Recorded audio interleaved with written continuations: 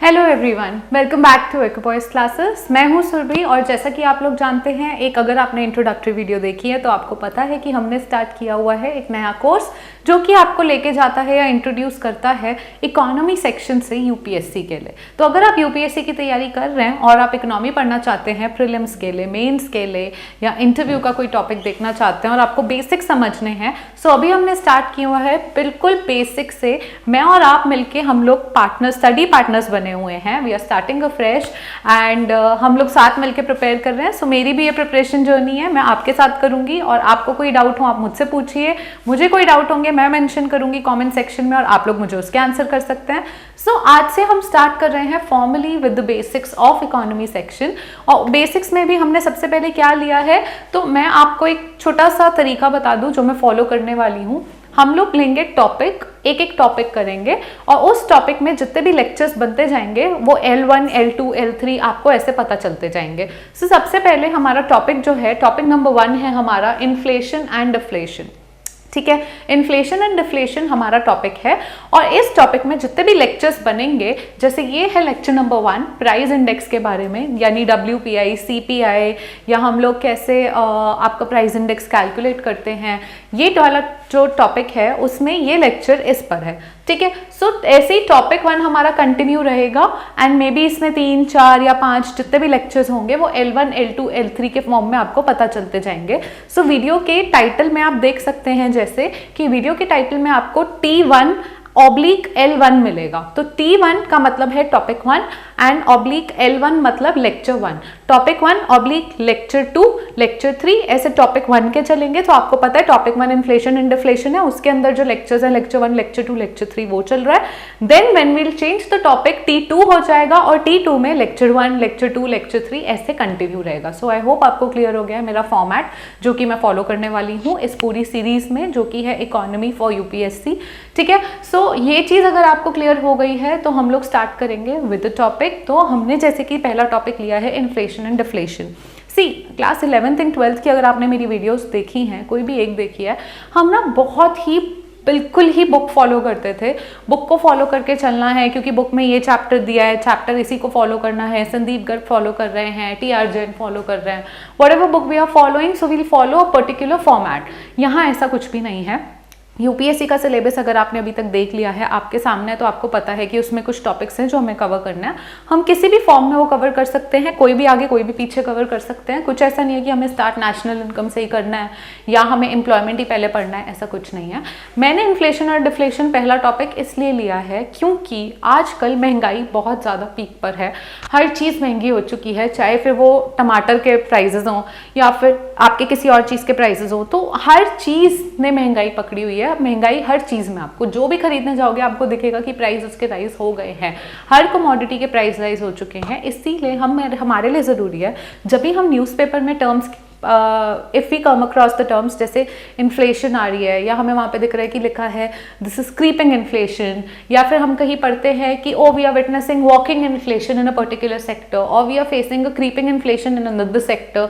सो आप कंफ्यूज ना हो न्यूज़पेपर पढ़ते हुए कि यह क्रीपिंग इन्फ्लेशन क्या है या इन्फ्लेशन क्या है, डिफ्लेशन क्या है, या आपको पता होना चाहिए कि इन्फ्लेशन, डिफ्लेशन या डिफ्लेशन और डिसइन्फ्लेशन में क्या डिफरेंस है। दोनों टर्म्स डिफ्लेशन और डिसइन्फ्लेशन सेम नहीं होते, दोनों का मतलब अलग होता है। सारी चीज़ें जो भी आप न्यूज़पेपर में जब भी इकोनॉमी के इन टर्म्स के आसपास आएँ तो आपको बेटर पता हो कि ये टर्म्स का क्या मतलब है। इसीलिए मैं कोशिश करूंगी कि मैं आपके बेसिक्स जितना अच्छे से हो पाए क्लियर करूं, अपने भी क्लियर करूंगी, आपके भी क्लियर करूंगी, हम साथ में पढ़ाई करेंगे। तो आज का पहला लेक्चर हम देखते हैं। सो पहले में स्टार्ट हम करेंगे प्राइस इंडेक्स से। इंडेक्स क्या होता है, प्राइस इंडेक्स क्या होता है? ये एक तरह का ना एक स्पेशल एवरेज प्राइस होता है। ठीक है, तो जैसे स्पेशल एवरेज है that measures changes in price over a period of time. ये ना एक स्पेशल एवरेज ले ली हमने जो मेजर करेगा कि प्राइजेस चेंज हो रहे हैं, प्राइजेस धीरे धीरे चेंज हो रहे हैं, तो एक टाइम, एक पर्टिकुलर पीरियड ऑफ टाइम में प्राइसेस कैसे चेंज हुए उसकी एक एवरेज लेके, एक स्पेशल एवरेज होती है, उसको हम प्राइस इंडेक्स कहते हैं। डिटेल में देखेंगे, लेकिन सबसे फेमस जो आपके इन्फ्लेशन जब हम बात करते हैं तो जो दो इंडेक्स होते हैं वो होता है होलसेल प्राइस इंडेक्स और कंज्यूमर प्राइस इंडेक्स। ठीक है, सो प्राइस इंडेक्स आपको पता है अब एक स्पेशल एवरेज है जो एवरेज ऑफ प्राइजेस है, जैसे प्राइस बढ़े हैं टाइम के साथ। अब होलसेल और कंज्यूमर आगे लगने से दोनों का मतलब चेंज हो रहा है। होलसेल प्राइस इंडेक्स आपका क्या आ जाता है, होलसेल या जनरल प्राइस इंडेक्स आपका आ जाता है जो कि मेजर करता है changes in price. Changes in price तो है ही क्योंकि प्राइस इंडेक्स है। ठीक है, so changes in price of commodity supplied to wholesale market. Wholesale market तो जब भी आप कोई कमोडिटी रिटेल शॉप से लेने जाते हैं, अगर आपको एक प्रोडक्ट चाहिए, आपको एक टी शर्ट चाहिए, तो वो शॉपकीपर आपको बोल रहा है कि 500 रुपये की एक टी शर्ट है, बट वो आपको बोलता है अगर आप होलसेल में लोगे, मुझसे 1000 टी शर्ट लेके जाओगे और आप अपनी कोई दुकान लगा के वहाँ पे बेचने के लिए मुझसे होलसेल पे लेके जाते हो, तो मैं आपको ये एक टी शर्ट 400 रुपये की लगा दूंगा। इसको हम कहते हैं होलसेल मार्केट, होलसेल प्राइजेस, जो कि हमेशा कम होते हैं क्योंकि बल्क में क्वान्टिटीज जाती हैं। ठीक है, so changes in price of the commodity supplied to wholesale market. Wholesale market को जो कमोडिटी सप्लाई होती है जिस प्राइस में, अगर उसके दाम बढ़ जाएं तो वो जो चेंजेस होते हैं वो हम कहते हैं होलसेल प्राइस इंडेक्स। ठीक है, it is based on value of production adjusted for net import. ठीक है, नेट इम्पोर्ट से अगर हम एडजस्ट कर देंगे वैल्यू, सो बेसिकली प्रोडक्शन की वैल्यू पे डिपेंड करता है। अब आपने कुछ प्रोड्यूस किया, आप प्रोड्यूसर हैं, आप टी शर्ट प्रोड्यूस कर रहे हैं, आपने 1 लाख टी शर्ट प्रोड्यूस कर दी, आप होलसेल मार्केट में देने गए, आपको पता आप चांदनी चौक जाओगे, टी शर्ट वाले लोगों को आप देने जाओगे, सप्लाई करोगे जब आप होलसेल में प्रोडक्ट, तो आप उनको एक टी शर्ट 400 की लगाओगे। अब मार्केट में उसका प्राइस बढ़ गया, जब आप होलसेल मार्केट में जाते हो टी शर्ट देने, आपने उस 400 की शर्ट का 450 रुपये कर दिया। यानी होलसेल मार्केट में जो आप अपनी कमोडिटी दे रहे थे वहां पे होलसेल मार्केट में प्राइस बढ़ गया, तो ऑब्वियस है रिटेल मार्केट में भी बढ़ेंगे। आपको समझ आ रहा है कि होलसेल और रिटेल की क्या बात हो रही है।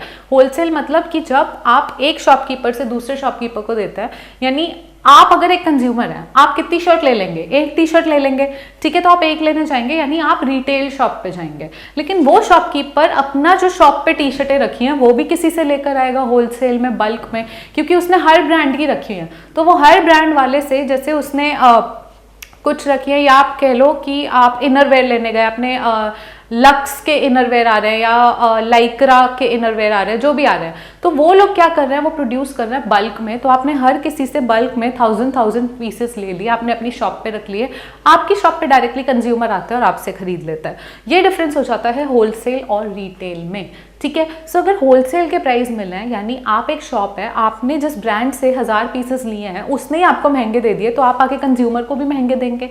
ये चेन क्लियर हो रही है आपको, क्योंकि ये चेन क्लियर होनी इंपॉर्टेंट है।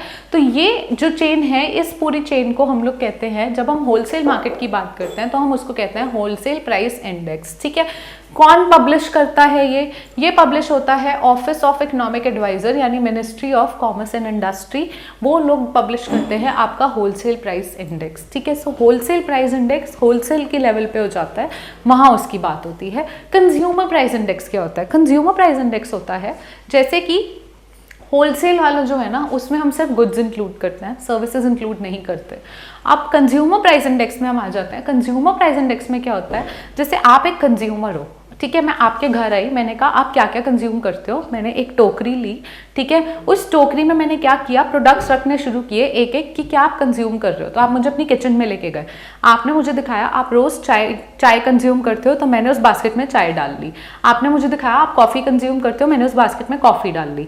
आपने मुझे दिखाया आप शुगर कंज्यूम कर रहे हो, मैंने उस बास्केट में शुगर डाल ली, आटा डाल लिया, चावल डाल लिए, एक टमाटर डाल लिया, एक प्याज डाल लिया। रिप्रेजेंट कर रहा है वो कि आप टमाटर कंज्यूम कर रहे हो, आप प्याज कंज्यूम कर रहे हो। तो मैंने सब कुछ ना, जो जो आप कंज्यूम कर रहे हो ना डे टू डे में, और जो सर्विसेज भी आप कंज्यूम कर रहे हो, फॉर दैट मैटर अगर आपके घर में हाउस हेल्प है, तो मैंने अपनी बास्केट में एक चिट डाल ली लिख के कि आप सर्विसेज कंज्यूम कर रहे हो, हाउस हेल्प आप यूज कर रहे हो, या फिर आप कोई और सर्विस कंज्यूम कर रहे हो। सो आप ट्यूटर आपने रखा हुआ है, तो वो वाली सर्विस आप कंज्यूम कर रहे हो। सो मैंने उस बास्केट में सब कुछ डाल लिया, ताकि मेरे आगे एक बास्केट हो देखने के लिए कि आप क्या क्या गुड्स एंड सर्विसेज कंज्यूम कर रहे हो।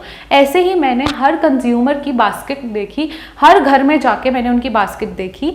मैं आपको एक हाइपोथेटिकल एग्जाम्पल बता रही हूँ, ऐसा रियल में नहीं है, मैं आपको बता रही हूँ, मैं आपको कुछ समझाना चाह रही हूँ जो आपको क्लियर होगा आपके हेड में, तो आपको life long consumer price index याद रहेगा। ठीक है, सो मैंने हर घर जाके एक बास्केट तैयार की। अब मैं ना अपने आप बैठी, सब घरों से आके मैं अपने आप बैठी, सब घरों की बास्केट लेके, हाउस 1, हाउस 2, हाउस 3, हाउस 4, सारी बास्केट्स मेरे आगे आ गई। ठीक है, हर बास्केट में से मैंने कॉमन एक बड़ी बास्केट ले ली और उसमें कॉमन प्रोडक्ट डाले जो हर घर की बास्केट में है, जैसे चाय पत्ती है, चावल है, आटा है, दाल है, ऐसे मैंने एक कॉमन बास्केट बना ली जो हर घर वाले यूज कर रहे हैं। ठीक है, अब ये बास्केट है जो मेरे पास, ये मुझे दिखा रही है कि हर घर वाले क्या प्रोडक्ट्स कंज्यूम कर रहे हैं।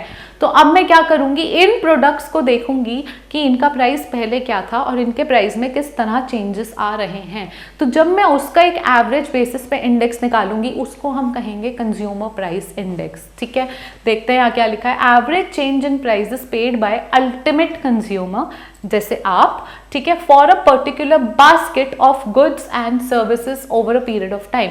सो आपकी एक पर्टिकुलर बास्केट है गुड्स एंड सर्विसेज की जो आप कंज्यूम कर रहे हैं, और आप उसके लिए जो अल्टीमेट प्राइस दे रहे हैं उसमें जो चेंज आ रहा है, यानी आप अपने घर में एक टोकरी मैंने निकाल दी जिसमें आपने सब कुछ दिखा दिया आप क्या कंज्यूम कर रहे हैं, गुड्स सर्विसेज आप ये कंज्यूम कर रहे हैं, आपने मेरे आगे निकाल के रख दी। ठीक है, अब हमने देखा कि अच्छा आप टमाटर है, उस बास्केट में टमाटर है, चलो उसका दाम पहले 30 रुपये होता था, आज 60 रुपये हो गया, टमाटर साइड कर दिया। प्याज ले लिया, प्याज का दाम पहले 40 रुपये था, ठीक है, आज 50 रुपये हो गया केजी, हमने साइड रख दिया। कॉफी का दाम ले लिया, कॉफी है, ठीक है, पहले एक जार 250 का मिलता था, अब एक जार 300 का मिल रहा है, हमने साइड रख दिया। हमने सारे प्रोडक्ट्स ऐसे ऐसे एक एक करके निकाले, देखा उनके प्राइस में क्या चेंज आया है, एक एवरेज प्राइस चेंज किया, यानी हमें पता लगा कि आप जो जो सब कंज्यूम करते हैं आपके अपने घर में, आपके लिए जो आप कंजम्पशन कर रहे हैं गुड्स एंड सर्विसेज की, आपके अपने लिए कितनी महंगाई बढ़ गई है। ठीक है, आप क्या कर रहे हैं, आप यही बास्केट जो आपने मेरे आगे बास्केट रख दी निकाल के, जो आप कंज्यूम, आप यही तो कंज्यूम कर रहे हैं, इससे ऊपर थोड़ी कुछ कंज्यूम कर रहे हो। तो अगर हमने इसको मेजर कर लिया कि इसके प्राइस में कितने चेंजेस आए हैं, तो इट इज ऑब्वियस कि वी नो कि आपके लिए महंगाई कितनी बढ़ी है। हमें वही जानना है कि कंज्यूमर के लिए महंगाई कितनी बढ़ी है, क्योंकि आप अल्टीमेट कंज्यूमर है।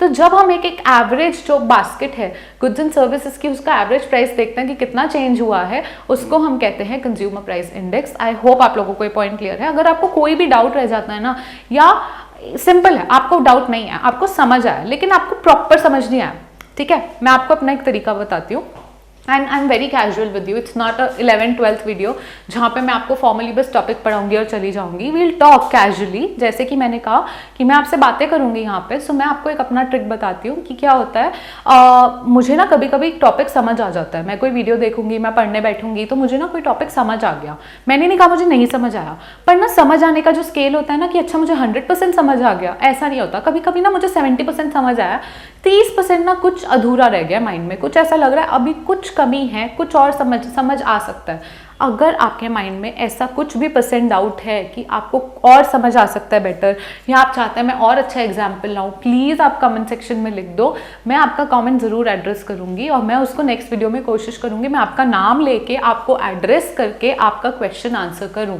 ठीक है, तो ये आप याद रखिएगा। अगर आपको अभी भी नहीं समझ आया तो आप मुझे नेक्स्ट वीडियो में बता सकते हैं, इसी वीडियो के नीचे आप मुझे बता दो, मैं नेक्स्ट वीडियो में ट्राई करूंगी कि मैं उस क्वेश्चन को एड्रेस करूं। वीडियो में नहीं किया तो आपकी कमेंट में मैं आपको आंसर कर दूंगी, नो वरीज। ओके, सो ठीक है, तो एक क्रक्स में देखते हैं क्या मतलब होता है कंज्यूमर प्राइस इंडेक्स का। Increase in price a consumer will have to pay for a designed commodity basket.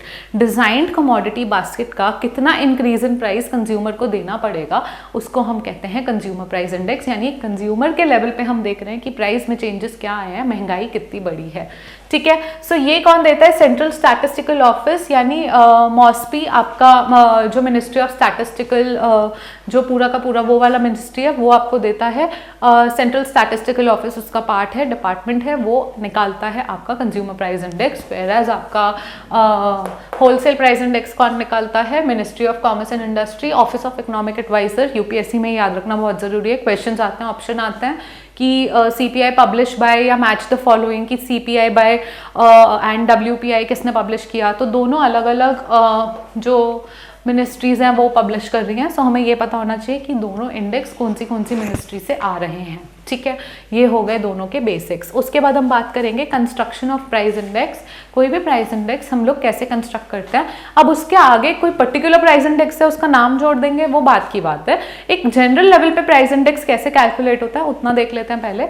So construction of price index calculated by measuring rise in price of current year over price of base year. यहाँ पे आ जाता है base year का खेल। तो बात करते हैं बेस ईयर की। बेस ईयर होता है कि हमने एक पर्टिकुलर ईयर ले लिया जिससे हम बाकी महंगाई कंपेयर करेंगे। ठीक है, हम बात करते हैं, हम लोग कॉमन आप और मैं मिले, आप और मैं हम लोगों ने डिस्कशन की, हमने एक वर्चुअल मीटिंग रखी जहाँ पे हम बोल रहे हैं कि चलो लेट्स मीटअप रखा है एक साथ में और हम लोग एक टॉपिक डिस्कस कर रहे हैं। हमने टॉपिक लिया इन्फ्लेशन। Okay good. तो अब आप मुझे बोलते हैं कि महंगाई कितनी बढ़ गई, राइट। हर कोई बोलेगा, एक कॉमन ग्रुप में बैठे हम लोग डिस्कस करते हैं तो महंगाई बढ़ गई। अरे पर मैं पूछूंगी महंगाई आप कब से कंपेयर कर रहे हो, कब से बढ़ गई? अरे महंगाई 1950 में कितनी महंगाई थी वो देख रहे हैं, 2005 में कितनी महंगाई थी वो देख रहे हैं, या 2012 में कितनी महंगाई थी वो देख रहे हैं, 2012 से अब तक कितनी बढ़ी। कोई एक कंपैरेटिव ईयर तो होगा ना, एक बेस ईयर होगा ना। बेस क्या होता है? बेस, जिससे हम कंपेयर करेंगे। तो वो बेस ईयर क्या है आपका, उसी को हम बेस ईयर कहते हैं, जिससे आप कंपेयर कर रहे हैं आज के लेवल का प्राइस। मैं कह रही हूँ आज टमाटर 1 किलो 60 रुपए का मिल रहा है। अगर ये 60 रुपए का मिल रहा है, मैं कह रही हूँ 2004 में 10 रुपए का मिल रहा था, तो मैं 2004 से कंपेयर कर रही हूँ 2021 को। तो ये 2004 में बेस ईयर ले रही हूँ और मैं इस बेस से आज के प्राइसेस कंपेयर कर रही हूँ। तो आप कहते हो कि नहीं 2012 में तो 20 रुपए का हो गया था, तो आप 2012 से लेके 2021 तक कंपेयर कर रहे हो। ठीक है, सो ये होता है आपका बेस ईयर। तो हम लोग क्या करते हैं, जब आज के प्राइजेस हम लोग कंपेयर करते हैं बेस ईयर के प्राइजेस से, उसके बेसिस पे हम कैलकुलेट करते हैं प्राइस इंडेक्स। कैसे होता है, लेट्स सी। ठीक है, प्राइस इंडेक्स है current year price base year price into 100। ठीक है, current year price divided by base year price into 100। और तो बात करते हैं जैसे प्राइस ऑफ राइस ले लेते हैं। ओके, सो आपका यहाँ पे हम आपका चावल का प्राइस ले रहे हैं। ठीक है, सो चावल के प्राइसेस हमने बेस ईयर लिया है 2004-05। ठीक है, 2004 से लेके 2005 वाला जो पूरा साल था वो हमारा बेस ईयर है। तो उस बेस ईयर में हमारे जो चावल के प्राइस थे, यानी चावल मिल रहा था 2 रुपए पर केजी में। ठीक है, 2005 से 6 में हमें चावल मिला 3 रुपए पर केजी, और 2006 से 7 में हमें मिला 3.5 रुपए पर केजी। ठीक है, प्राइसेस यानी राइस के चेंज होते जा रहे हैं, ये हमें दिख गया। मुझे प्राइस इंडेक्स कैलकुलेट करना है। प्राइस इंडेक्स कैसे कैलकुलेट होगा? 2004 तो मेरा बेस ईयर ही है, तो 2004 अगर बेस ईयर है, 2004 के दम पे मैं बाकी सालों की महंगाई कंपेयर करूंगी, तो 2004 का तो कोई मतलब ही नहीं बचा। 2004 में क्या महंगाई है? 2004 को तो हमने बेस ईयर लिया है। मुझे देखना है 2005 में हमारा जो प्राइस इंडेक्स है वो कितना था। तो 2005 के प्राइसेस यानी 2005 में 3 रुपए पर केजी था चावल, अपॉन बेस ईयर का प्राइस। बेस ईयर में कितना था? 2 रुपए का। तो क्या हो गया हमारा आज का 2005 का प्राइस 3 रुपए चावल का, 2004 का प्राइस था 2 रुपए इंटू 100। तो आपका प्राइस इंडेक्स क्या आ जाएगा यहाँ पे? ये आ जाएगा 150। प्राइस इंडेक्स क्या हुआ आपका? 150। ठीक है, ऐसे ही 2006 में चावल का दाम कितना हो गया? 3.5 रुपए। तो 2006 में प्राइस इंडेक्स कितना था? 3.5 रुपए प्राइस है चावल का। अब 2004 बेस ईयर है, हम 2006 के प्राइस को कंपेयर किससे कर रहे हैं? 2006 में बैठ के हम चावल का दाम 3.5 रुपए देख के बात कर रहे हैं कि 2004 में तो 2 रुपए था, तो मैं 2004 के 2 रुपए से कंपेयर कर रही हूँ 2006 के 3.5 रुपए के चावल। ठीक है, सो क्या हो रहा है यहाँ पे? आपका 3.5 रुपए का 2006 में है। ठीक है, 2006 में आपका 3.5 रुपीज पर केजी राइस है। 2004 से कंपेयर कर रही हूँ, 2004 में कितना था? 2 रुपए इंटू 100। तो ये यहाँ पे 50 आया, तो आपका क्या आ गया? Price index 175। ठीक है, प्राइस इंडेक्स आपका ऐसे कैलकुलेट होता है, जो आपको पता होना चाहिए कि ये आपका प्राइस इंडेक्स है। अब हम आगे कंटिन्यू करेंगे। अगर आप पूरा प्राइस इंडेक्स समझ चुके हैं, WPI, CPI समझ चुके हैं, बेसिक प्राइस इंडेक्स समझ चुके हैं, कैलकुलेशन समझ चुके हैं, तो अभी हम बात करेंगे WPI फूड इंडेक्स की। ठीक है, हमने होलसेल प्राइस इंडेक्स पढ़ा। सो होलसेल प्राइस इंडेक्स में फूड इंडेक्स क्या होता है आपका? It is calculated based on new WPI series. ठीक है, compile by combining indices of primary food articles and manufactured food articles. ठीक है, सो अब क्या होता है कि हम लोगों को होलसेल प्राइस इंडेक्स निकालना है। सो हमने ना कुछ प्रोडक्ट्स को वेट दे दिए। वेट मतलब होता है इम्पोर्टेंस। जैसे कि अगर मैं आपको बोलूं आपने बास्केट बनाई है जो आपने खाने पीने के आइटम की, तो आप उसमें से मुझे बताओ आपके लिए सबसे ज़्यादा ज़रूरी कौन सी है। तो फिर आपने ही जो अपनी बास्केट बनाई है जो आप कंज्यूम करते हैं गुड्स एंड सर्विसेज की, उसमें आप मुझे सबसे पहले शायद आटा निकाल के दे दोगे, आप कहोगे 60% इंपॉर्टेंस इसकी है। ठीक है, फिर आपने मुझे चावल निकाल के दिए, 10% इंपॉर्टेंस इसकी है। फिर आपने मुझे दाल निकाल के दी कि 8% इंपॉर्टेंस इसकी है। फिर आपने मुझे कॉफ़ी निकाल के दी, आपने कहा 2% इंपॉर्टेंस इसकी भी है। तो ये करके ना आपने वेट्स दे दिए। वेट्स मतलब इंपॉर्टेंस यानी परसेंटेज कि कौन से आइटम कितनी इंपॉर्टेंट है आपके लिए, उसको आप कितना वजन देना चाहते हैं, आपकी बास्केट में कितनी वजनदार है। जो ज़्यादा वजनदार है यानी वो आपके लिए ज़्यादा ज़रूरी है, जो कम वजनदार है यानी वो आपके लिए कम ज़रूरी है। ठीक है, ऐसे ही जब हम WPI फूड इंडेक्स बनाते हैं तो हम उसमें कुछ कमोडिटी ग्रुप लेते हैं, जैसे कि प्राइमरी फूड, जो प्राइमरी प्रोडक्ट्स होते हैं आपके, प्राइमरी प्रोडक्ट्स को हमने ऑलमोस्ट अप्रॉक्सीमेटली 22.62 यानी 22.62 हमने उसको वेट दिया है। कितने आर्टिकल्स आते हैं प्राइमरी प्रोडक्ट्स में, हम कितने जो फूड WPI की फूड बास्केट है उसमें हम कितने इंक्लूड करते हैं, 117 आर्टिकल्स। ठीक है, फ्यूल एंड पावर आपका हम इंक्लूड करते हैं, उसको कितना वजन देते हैं, खाली 13% यानी अप्रॉक्सीमेटली 13% इंपॉर्टेंस हम देते हैं। उसमें कितने प्रोडक्ट्स आते हैं, 16। यानी सारा का सारा जो सबसे ज़्यादा वजनदार है WPI फूड इंडेक्स में वो है आपका मैन्युफैक्चर्ड प्रोडक्ट्स, यानी जिसकी इंपॉर्टेंस है 64% अप्रॉक्सीमेटली। इसमें आते हैं 564 आर्टिकल्स। ठीक है, सो ये एक ब्रीफ में मैं आपको बस ये बताना चाह रही थी कि WPI फूड इंडेक्स भी एक चीज़ होती है जो आई है, जो WPI के बेसिस पे ही कैलकुलेट होती है। होलसेल में जो फूड है स्पेसिफिकली, हमने फूड को अलग कर लिया और फूड को भी हमने कैटेगराइज कर दिया है आपका प्राइमरी प्रोडक्ट में कि कितना है, उसके बाद आपका मैन्युफैक्चर्ड प्रोडक्ट में, और हमने फ्यूल एंड पावर को थोड़ा अलग वजन दे दिया, फ्यूल एंड पावर भी हमने इंक्लूड कर लिया। ठीक है, ये चीज़ हो गई। उसके बाद नीचे एक आपके लिए मेंशन किया हुआ है क्विक डिस्क्लेमर कि manufactured products are taken at ex factory prices. ठीक है, minerals ex mines prices, agricultural products mandi prices. ठीक है, तो एक्स फैक्ट्री प्राइजेस, आपका क्वेश्चन होगा कि एक्स फैक्ट्री प्राइसेस क्या होता है, या आप मुझसे पूछेंगे कि एक्स माइन प्राइसेस क्या होता है। नो वरीज, मैं यहाँ पे हूँ, मैं आपको बताती हूँ। Ex factory and x mine prices जो होते हैं उसका मतलब होता है कि उस प्राइस में हमने ट्रांसपोर्ट की कॉस्ट, हमने इंश्योरेंस चेंज, हमने इनडायरेक्ट टैक्स कुछ भी इंक्लूड नहीं किया है। हम वो प्राइस ले रहे हैं जिस प्राइस पे आपकी चीज़ बनी है।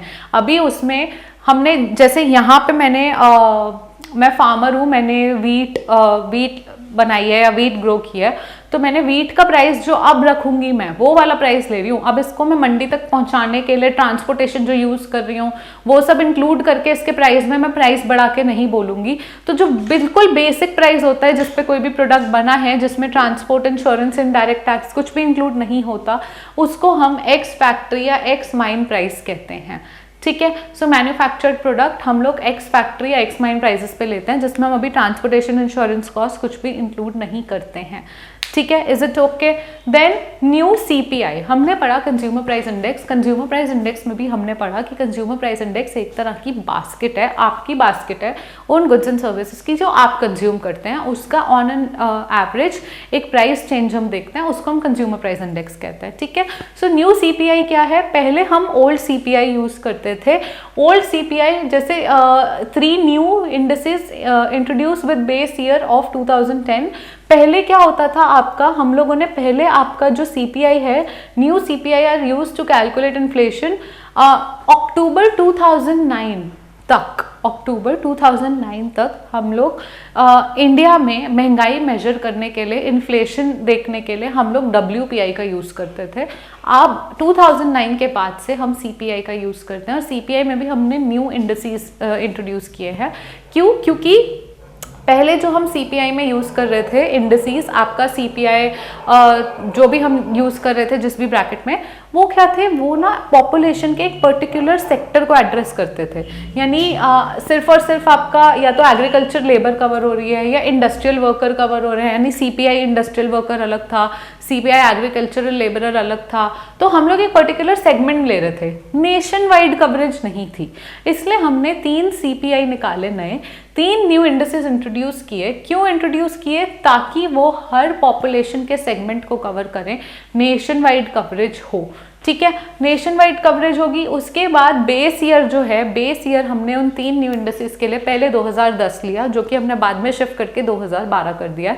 आज की डेट में सीपीआई के लिए बेस ईयर 2012 है जो हम यूज करते हैं। ठीक है, सीपीआई में 3 तरह के सीपीआई कौन से हैं? हमने सीपीआई को भी, कंज्यूमर प्राइस इंडेक्स है लेकिन कंज्यूमर प्राइस इंडेक्स भी। अब आप एक बात बताओ, मैंने आपकी बास्केट मांगी गुड्स एंड सर्विसेज की, भाई एक रूरल एरिया की बास्केट अलग होगी, उनके गुड्स एंड सर्विसेज जो वो कंज्यूम कर रहे हैं अलग है, वो कॉफी नहीं कंज्यूम कर रहे हैं, मे बी वो बाजरा कंज्यूम कर रहे हैं। आपकी बास्केट में बाजरा नहीं है, उनकी बास्केट में बाजरा है।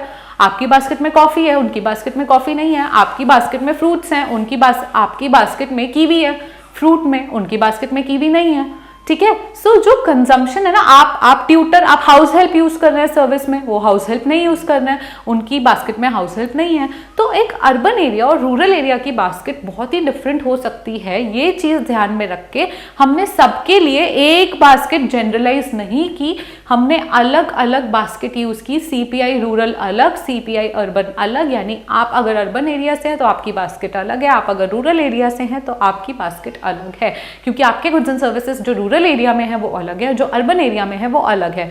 और जब हम इन दोनों को कंबाइन कर देते हैं तो कंबाइंड बास्केट को हम कहते हैं सीपीआई कंबाइंड। जब हम दोनों रूरल और अर्बन एरिया की बास्केट को कंबाइन करके बात करने की कोशिश करते हैं तब हम इसको कहते हैं सीपीआई कंबाइंड। तो ये 3 तरह के न्यू इंडिसेस हैं जो हमने यूज किए। अब आप देखोगे पहले क्या था, पहले था CPI industrial worker, CPI agricultural labourer. भाई आप एक पर्टिकुलर सेगमेंट को क्यों टारगेट कर रहे हो? आप एग्रीकल्चरल लेबरर को टारगेट कर रहे हो, आप इंडस्ट्रियल वर्कर को टारगेट कर रहे हो, पूरे नेशन को क्यों नहीं देख रहे? पूरे नेशन की बास्केट चाहिए ना। लेकिन रूरल अर्बन करने से क्या हुआ, पूरे रूरल एरिया की बास्केट आ गई, पूरे अर्बन एरिया की बास्केट आ गई और दोनों की बास्केट कंबाइन करके आ गई। यानी ऑलमोस्ट हमने पूरे पॉपुलेशन की बास्केट कवर कर ली। अब अगर आप एग्रीकल्चरल लेबर हो तो आप रूरल एरिया में अपने आप ऑटोमेटिकली आ जाओगे, लेकिन बाकी लोग भी आएंगे रूरल एरिया के। ऐसा नहीं कि जो एग्रीकल्चरल लेबर नहीं है हम उनको इंक्लूड नहीं करेंगे। This is the benefit of introducing new indices which is rural urban, rural CPI rural, CPI urban and CPI combined. ठीक है, ये पॉइंट आई होप आप लोगों को क्लियर है। और कब से इंट्रोड्यूस हुआ? 2009 अक्टूबर से पहले हम WPI यूज करते थे, अब हम CPI यूज करते हैं। CPI हमने क्यों न्यू CPI इंडेक्सेस यूज किए, क्यों हम पहले वाले CPI इंडेक्सेस यूज नहीं कर रहे जो इंडस्ट्रियल CPI IW था यानी industrial worker, CPI agricultural labourer था? क्यों? क्योंकि वो एक पर्टिकुलर सेगमेंट को टारगेट करते थे। न्यू वाले जो आए हैं वो नहीं करते, वो सबको इंक्लूड करते हैं, वो inclusive of everybody of the entire population है, इसलिए हम जो नए CPI हैं वो यूज करते हैं। ठीक है, ये पॉइंट आई होप आपको क्लियर है। एक क्विक चीज और कवर करना चाहूंगी जो कि है ईयर ऑन ईयर इन्फ्लेशन। अगर आप कहीं भी पढ़ते हैं, न्यूज़पेपर बहुत पढ़ते हैं ना, तो आप आएंगे you will come across the terms like year on year.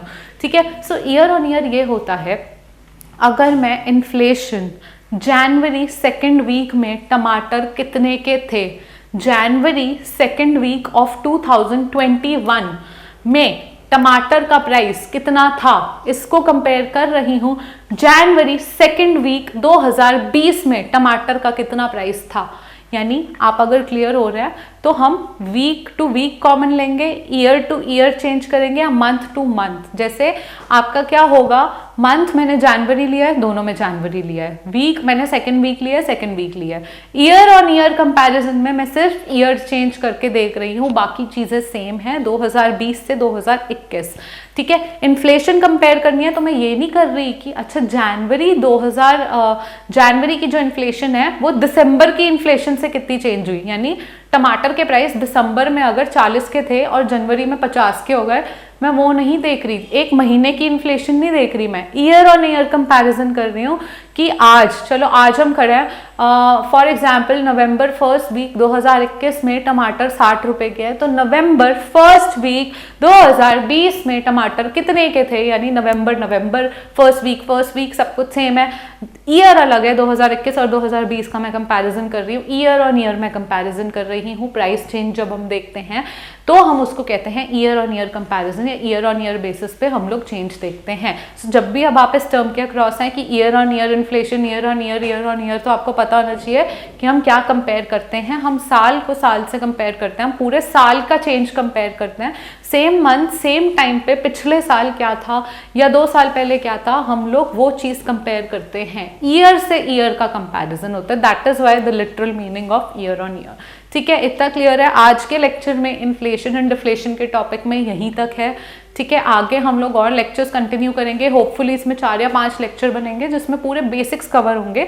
Current affairs अभी मैंने इंक्लूड नहीं किए हैं, but I am compiling up the current affairs so that मैं उसकी एक सेपरेट वीडियो बनाऊं ताकि वो भी मैं आपके पास लाऊं। साथ साथ आपको मेरे चैनल पे अब बहुत ईजी क्विक इकोनॉमिक्स की शॉर्ट वीडियोज मिलती जाएंगी जो कि 1-1 मिनट से भी कम की होंगी, जिसमें आपको बेसिक जैसे मैंने आपको बता दिया कि क्रीपिंग इन्फ्लेशन क्या है, तो वो आपको 1 मिनट कुछ सेकंड्स में 30 सेकंड में पता चल गया कि अच्छा क्रीपिंग इन्फ्लेशन इज जब प्राइस राइज होता है 3% से कम में। ठीक है, और आज हमने इन्फ्लेशन के ऊपर बात की, हमने सीधे प्राइस इंडेक्स से शुरू किया। अगर आपके माइंड में रह गया कि मैम आप ये तो बताते हैं, या आप मुझे सुरभि भी बोल सकते हैं क्योंकि अभी मैं आपकी टीचर नहीं हूँ, we are learning together, so आपके माइंड में क्वेश्चन होना चाहिए, so you should put forward that question कि you are starting with the topic inflation and inflation and आपने यही नहीं बताया कि इन्फ्लेशन क्या होता है। ये मैंने जानबूझ के होल्ड पे रखी है चीज़ कि इन्फ्लेशन क्या होता है। स्टार्ट मैंने प्राइस इंडेक्स से किया है, कंज्यूमर प्राइस और प्रोड्यूसर प्राइस आपका होलसेल प्राइस से किया है। Inflation in general rate of change जो है, जो rate of increase in price है वो आपका और इंक्रीज हो जाता है। रेट ऑफ चेंज है, जैसे आपका प्राइस इंक्रीज हो रहा है, वो किस रेट पे हो रहा है, जब वो रेट बढ़ जाएगा कि हर साल 3% इंक्रीज होता है, अब फिर अगले साल 4% इंक्रीज हो रहा है, यानी इंक्रीज तो हो रहा है पर जिस रेट पे इंक्रीज हो रहा है वो भी इंक्रीज हो रहा है, उसको हम कहते हैं इन्फ्लेशन। ठीक है, जब आपका जनरल लेवल ऑफ प्राइस जो है वो अप्रिशिएबल परसिस्टेंट इंक्रीज आता है और अप्रिशिएबल इंक्रीज आता है, उसको हम इन्फ्लेशन कहते हैं। ठीक है, और डिटेल में आगे आने वाली वीडियोस में क्लियर होगा, कोई डाउट नहीं रखना। आज जितना पढ़ा बेसिक क्लियर है उतना ठीक है, एक अंडरस्टैंडिंग है बस कि सीपीआई क्या है, डब्ल्यूपीआई क्या है और किस तरह के न्यू 3 सीपीआई है, ईयर ऑन ईयर का मतलब क्या होता है, कुछ बेसिक है। बेसिक से शुरू करते हुए पहुंचेंगे, टॉपिक्स कवर करेंगे, बेसिक क्लियर करेंगे। सो इतना पसंद आया है, यहाँ तक अगर आई गए हैं तो एक छोटी सी चीज़ कर दीजिए प्लीज़, इस वीडियो को लाइक कर दीजिए, बहुत ज़्यादा मैटर करता है, बहुत ज़्यादा वैल्यूएबल है, आपका एक लाइक भी मेरे लिए। प्लीज़ चैनल को, इस वीडियो को आगे शेयर करो अपने फ्रेंड्स के साथ, जिनको भी इकोनॉमिक्स समझने में दिक्कत हो रही है यूपीएससी के लिए, आज तक दिक्कत होती रही है, उनके साथ शेयर करो। मैं चाहती हूँ कि सब लोग मुझे एडवाइस करें कि मैं क्या चेंजेस करूँ जिससे इंप्रूवमेंट हो वीडियोस में। लेक्चर्स आपके लिए ही बन रहे हैं, तो आप ही अगर मुझे बताते जाएंगे कि क्या करना है तो बेटर रहेगा। एंड चैनल को सब्सक्राइब किए बिना मत जाइए। एंड जैसे मैंने कहा, आप अगर मुझे कोई भी क्वेश्चन पुट फॉरवर्ड करेंगे तो मैं हर वीडियो के एंड में आपके क्वेश्चंस का आंसर करूंगी। आज के लिए आपके साथ एक एडवाइस या एक शेयरिंग यही थी कि अगर आप कन्विंस नहीं है मेरी एक्सप्लेनेशन से, थोड़ा % भी, मैं नहीं कह रही आपको नहीं समझ आया, आपको समझ आया पर आप फिर भी पूरी तरह नहीं कन्विंस हैं, तो आपको क्या करना है, आपको मुझे लिखना है, आपको मुझे बताना है। एंड मैं ट्राई करूंगी कि मैं आपके लिए शॉर्ट वीडियोस के थ्रू ना आपके लिए और अच्छे एग्जाम्पल्स के साथ, अंडरस्टैंडिंग के साथ एक्सप्लेनेशंस लाती रहूं। Until the next time we meet, take care and bye bye.